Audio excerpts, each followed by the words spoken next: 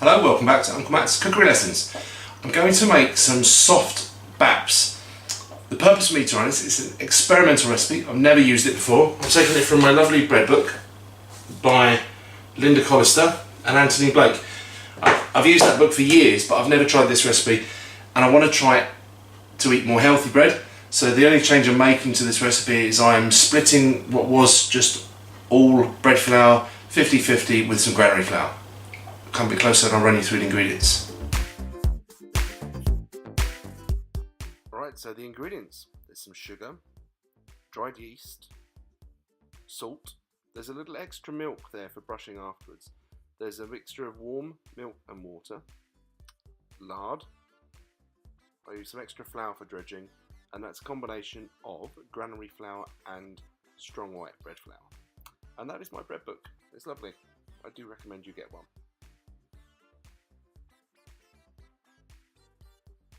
Right, you've got to put the yeast, because this is a dried yeast. If you've got fresh yeast, you don't have to do this. You can crumble it straight into your flour.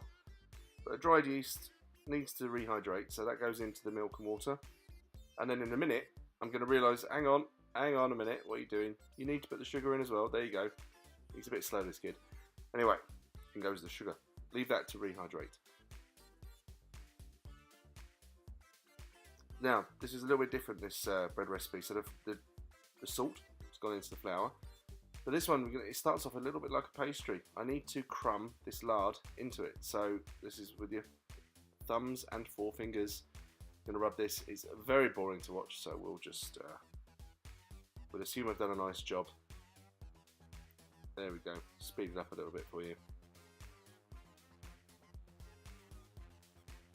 Basically, you've got to achieve it so it's all mixed in properly.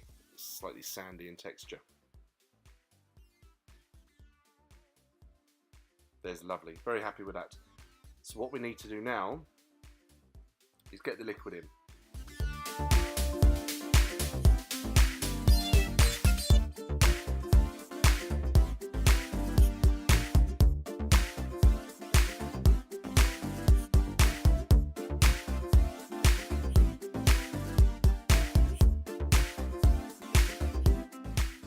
Right, the liquid is in. I'm just using my hand to bring it together. I could turn it straight onto the table, make a well, pour the liquid in. What you might find there is that the liquid will breach the dam that you've created, and you'll just be chasing it all over the table and trying to stop it from running onto the floor. So this is a preferred method. It is a bit messy, the bowl's a bit messy, but it doesn't matter. This needs a good 10 minutes of kneading. I did need to use a little bit of extra flour for dusting it as I was going. It's quite a sticky dough.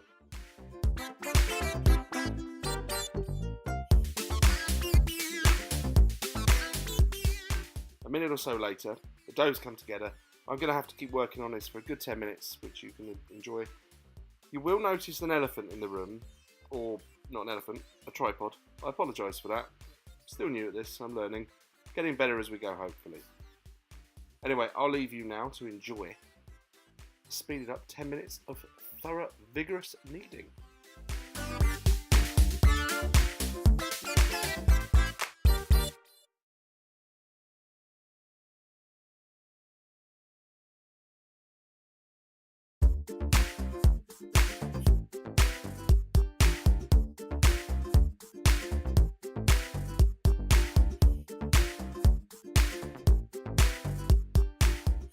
There we go, that was good fun.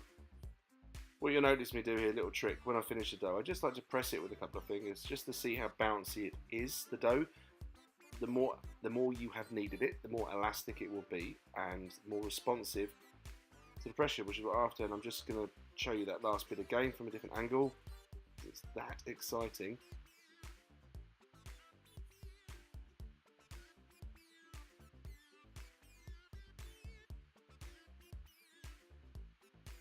There you go, nice and springy. I'm very happy with that. Glass bowl, bit of olive oil, pop the dough in. I want to roll it around, I want to coat it on all sides with the oil. It sort of helps to stop it getting dry, and also it helps it come out of the bowl easily when we need it to, well, after it is more than doubled in size. There goes the cling film. I'm going to pop that in a warmish place, or if you've got all day, leave it in a fairly cool place. It's going to take a couple of hours at least to prove. if you leave it in the cool, but the longer it has to prove, the more the flavours mature, so it can be beneficial if you've got all day. It is proved, and yes, tripod's still there, I know.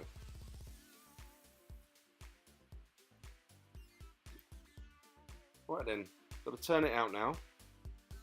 You'll see how easily it comes out. This is the oil. And it's very, very light at this stage. So after putting all that effort into putting the air in, now you've got to knock it out.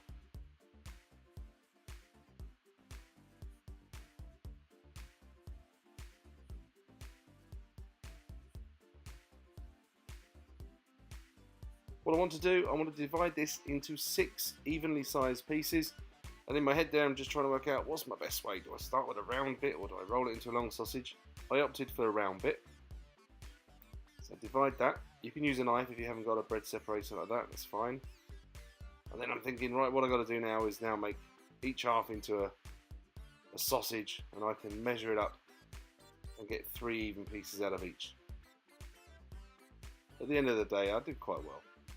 Each bap was very similar in size. Riveting stuff. Just show you that again.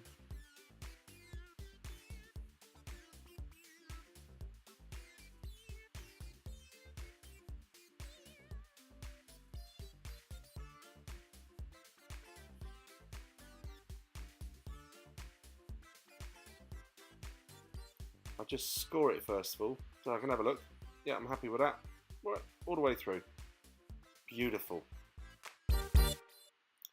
Okay, this is the method. Floured surface, roll it with your hand to create a little sausage. Pinch in the edges a little bit, and then either just using the palm of your hand or a rolling pin like that, flatten it out, and that's what we're after. Not round, we're after ovals here.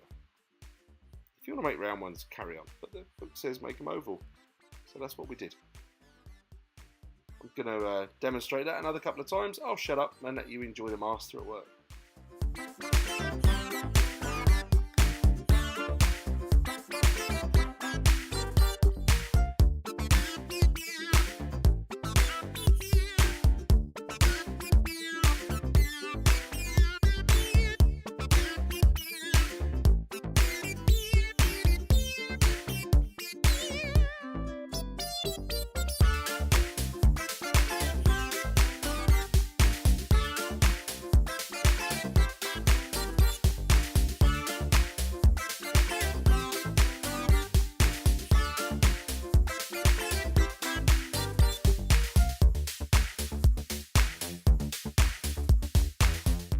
So they're all shaped, and this is when we need that little bit of extra milk that I was talking about earlier. I think this is what helps to make these baps nice and soft. This brushing with milk now. I didn't really know how much to put on, so I just soaked them.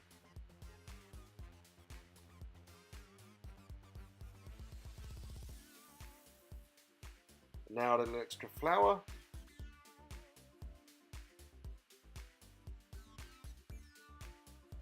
And you've got to cover that. Cover this, leave it again in a warmish place until they have doubled in size.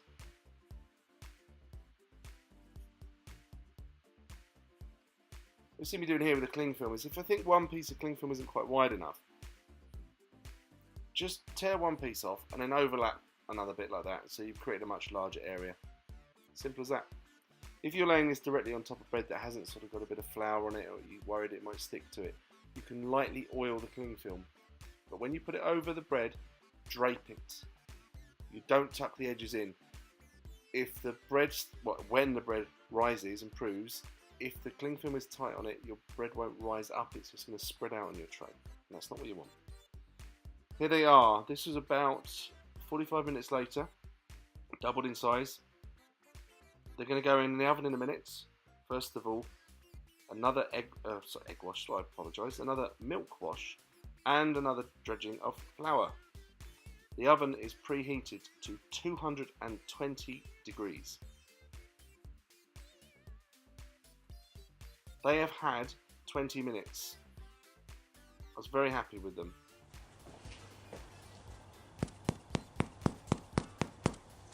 as you can hear, that's the sound you want, that nice hollowish sound. Very happy, beautiful baps. Uwera, madam. And there's one filled with chicken and salad. What I did enjoy. Fantastic. Bon appetit.